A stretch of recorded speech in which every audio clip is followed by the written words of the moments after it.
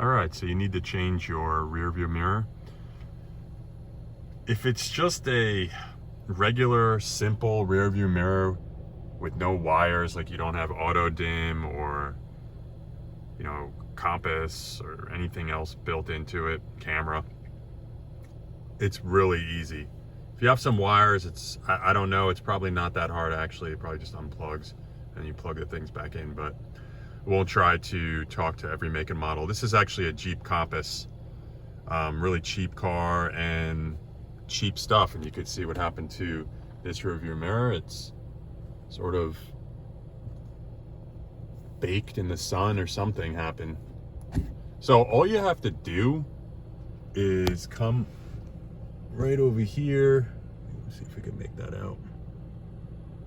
And there we go. And there's a little screw in there now. That's an Allen key. And I loosened it a little already, so you just finish that out. And it just pulls right out. That's simple.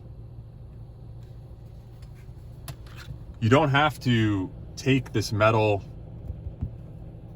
whatever you want to say, mount off, because you're just gonna buy another cheap one and it's gonna slide right on.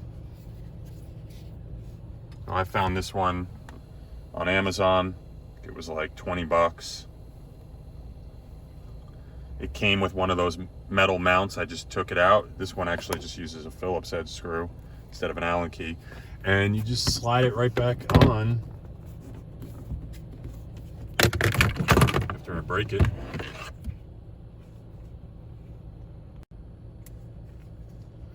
And you just slide it right back on, just like that. Position it the way you like it. And since it has a Phillips head screw, you're just going to take any ordinary screwdriver with a Phillips head, and we'll just screw it back in.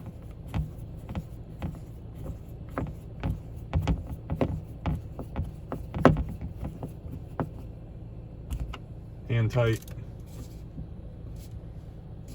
There you go.